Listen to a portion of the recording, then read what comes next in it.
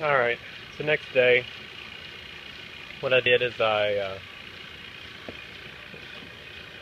had noticed, I let this thing sit for, turn the vacuum pump off, close my valve off, and it sat for probably,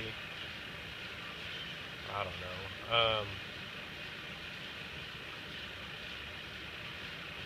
an hour, 2 hours, and it actually had leaked down a little bit. And it's possible it's leaking from my gauges. So what I did, where I cracked this line, put oil in it, and I went ahead and opened that back up again.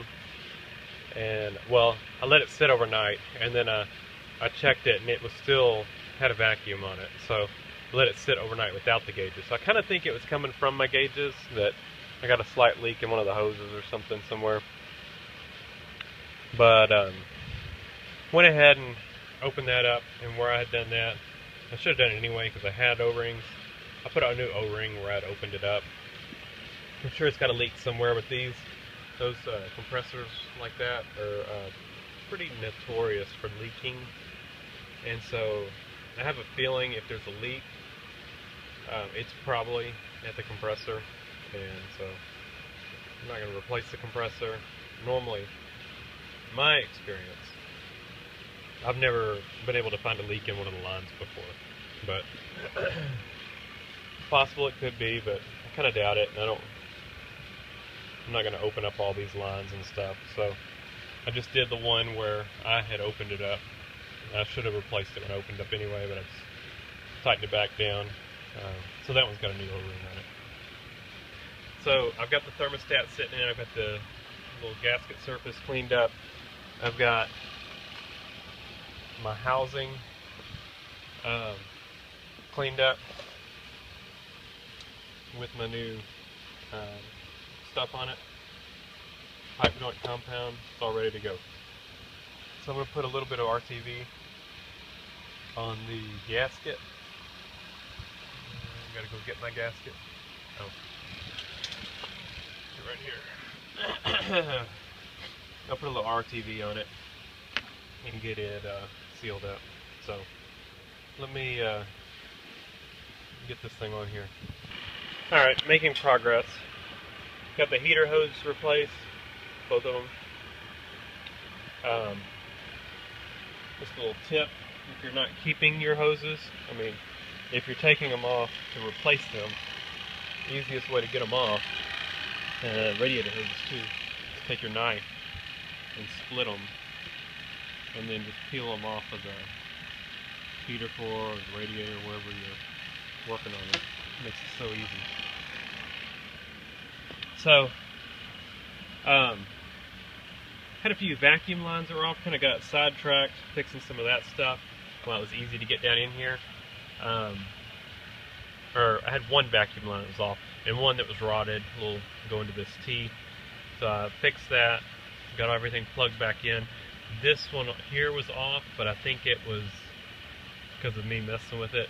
There was one back there that was off that I don't think I messed with. I think it had been off. So got that done. This smog pump hose right here, that one split when I tried to put it back together, and it's just a 5/8 hose. So I had an extra heater hose, so I put a piece there.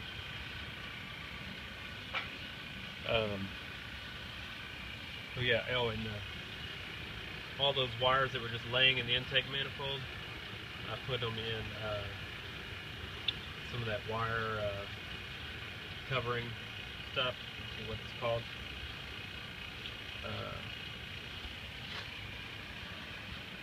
So it just kind of cleans things up, and that's the alternator wires and power wires down to the starter and stuff like that. And I just solenoid wire down to the starter. Kind of don't want to make sure none of that stuff ends up grounding out against the intake manifold or something. So we're looking in good shape. I think we're ready now to put the fan shroud in. Once we get the fan shroud in, we'll put the fan back on. I need to take those two nuts off before we put the fan shroud on, and get that top heater hose on, and radiator hose. I had to loosen that top AC bracket to get that the bracket that hooks up to the water pump housing. So loosen that up, give me some room, so I'll put that back on. So let's see if we can finish getting this thing back together. Alright, charging the AC.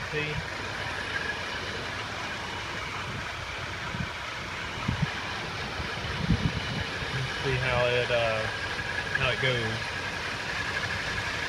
The radiator's full. I just put the cap on.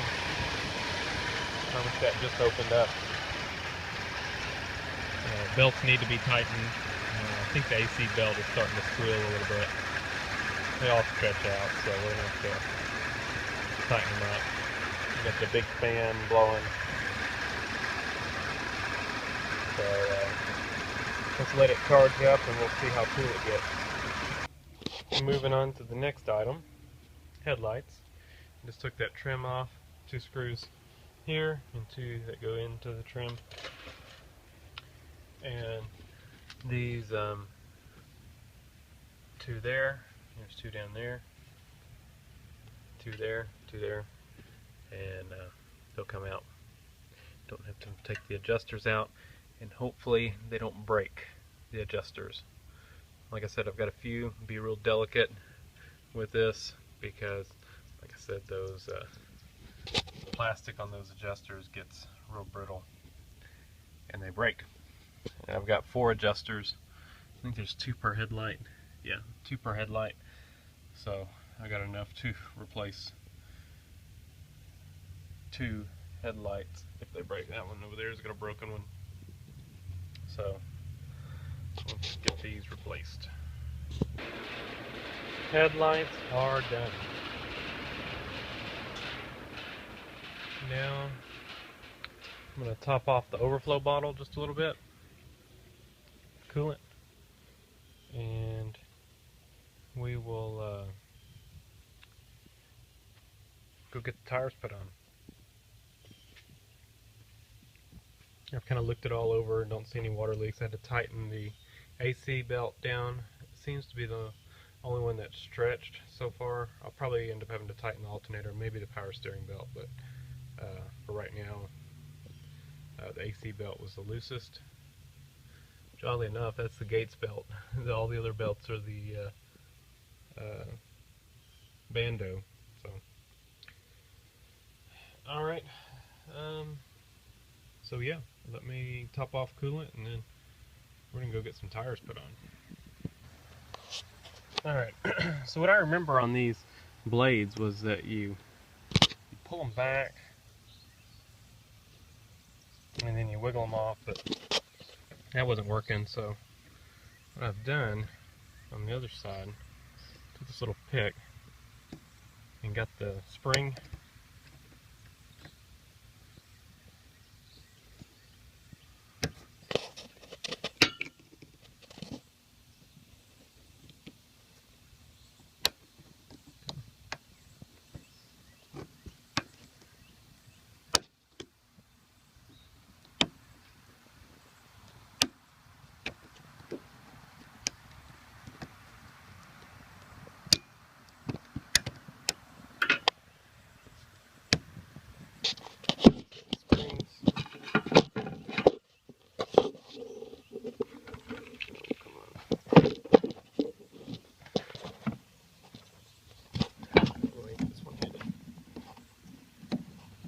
spring was off.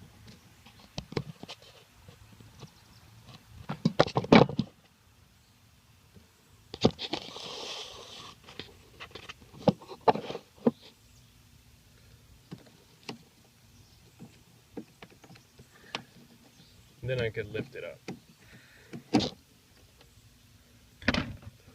and pull it off. Take a new one.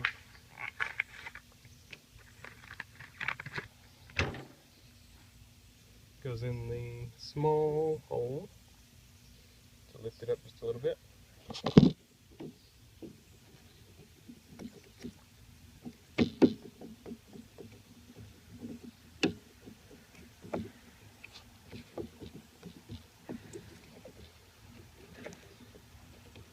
it's in good.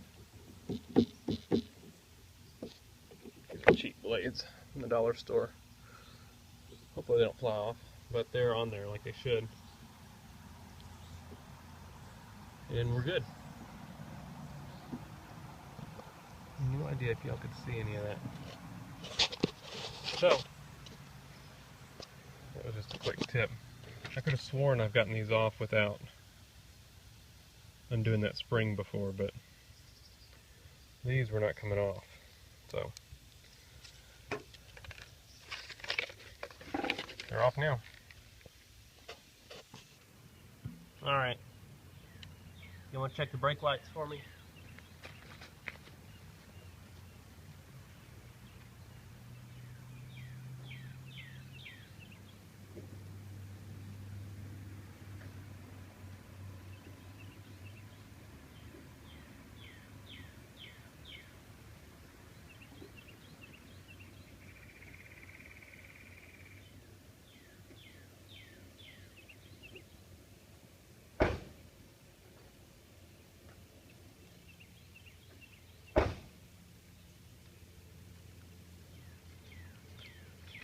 Alright.